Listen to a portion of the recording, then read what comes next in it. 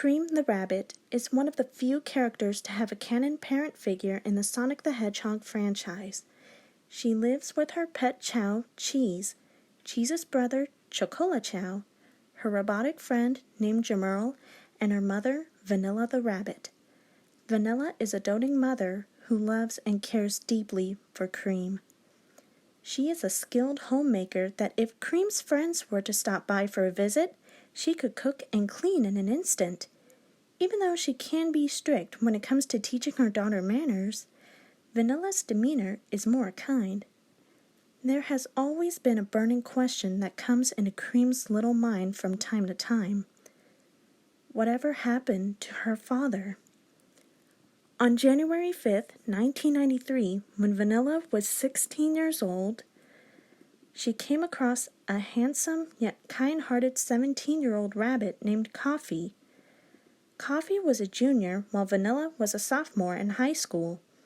They attended 2 classes together, a science class and a home economics class. In their science class, Vanilla was very impressed with Coffee's experiments with chemicals and his knowledge about the Earth's creation. It appeared to be that he immediately won her heart. In their home economics class, when he saw that Vanilla could cook a blueberry pie with a blink of an eye, Coffee fell in love with her. One day, he asked her out on a date on a Friday after school at the Station Square pub. It was a date that she was willing to go on, since the Station Square pub was one of her favorite places to go. On their first date, Coffee and Vanilla got to know each other, from their favorite music to their favorite movies. During their conversation, Vanilla explained that her mother and her grandmother taught her how to cook meals and delectable treats, ranging from turkey to a different variety of cakes. Coffee stated that he was fascinated with science ever since he was 7 years old when his father was a scientist who took part in multiple science fairs across the world. One day, when Coffee was 7, his father was teaching him about the layers of Earth, starting with the crust and ending with the inner core. He became so amazed with his father's intelligence that he decided to become a scientist too. During the lecture, Coffee's father came down with a bad case of a fever. He thought that he simply caught a flu bug, so he decided to take some time off to rest. The next day, however, he was diagnosed with neuroimmune deficiency syndrome, or NIDS for short. Recently, he was performing experiments for both a treatment and a cure in hopes that the disease could either slow the regression down or stop it altogether, so people who got it could live their lives as fully as possible. He told Coffee that he might not have much time to live and that he wanted his son to continue with the pursuit of science. Over the years, Coffee's father's condition got worse and worse, and he ended up passing away on the summer before Coffee could start high school. After hearing about the tragic event, Vanilla sympathized with Coffee by apologizing for his loss. He looked at her with a tear in his eye and thanked her for her sincerity. From there, their dates went from once a week to twice a week. After their 5th date, they decided that they loved each other so much that they needed each other. It was as if they had finally found each other. After 5 years of dating, on the 4th of July of 1998, Coffee got down on one knee and asked for Vanilla's hand in marriage. She happily accepted the proposal, and they kissed passionately with fireworks going off and lighting the summer night sky with beautiful colors. They got married on November 16th that same year. In July of 1999, Vanilla discovered that she was pregnant with a child. She became so excited that she called her husband, who was working at the Station Square General Hospital. During his lunch break, he met up with his wife, who gave him her pregnancy test. It showed that she was positively pregnant. He became extremely happy that they shared an embrace. They had been longing to start a family ever since their anniversary of getting together, and they were finally able to have their first child. After 9 months, a healthy, happy baby girl rabbit was born on March 9th, 2000. Vanilla and Coffee were happily surprised to see that their daughter had her father's eyes and her mother's ears. They decided to name her Cream the Rabbit, based on their favorite dessert, ice cream sundae. When Cream turned 1, her parents were surprised to see that she was flying with her ears. Baffled by the realization, Coffee decided to run some tests on her. After weeks of research, he concluded that Cream inherited the ability to fly from Vanilla's great-grandfather, who was famous for flying with his ears from Northamer to Chunnan.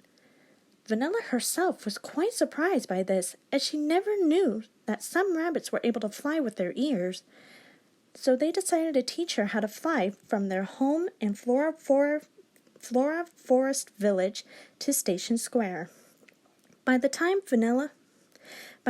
Cream was 2 years old, she was able to fly with her ears for more than 2 miles.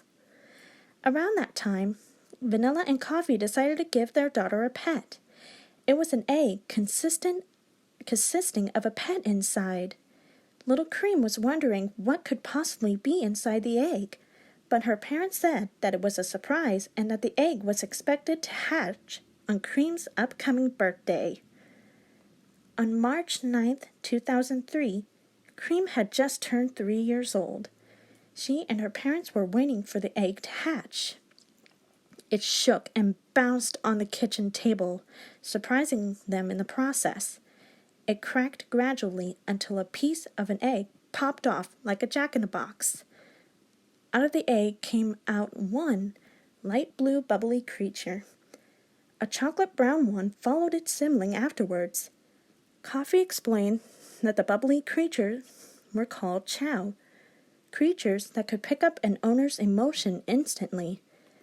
They were all amazed to see that they have 2 chow as their pets. They decided to name the light blue chow Cheese and a chocolate brown chow Chocola.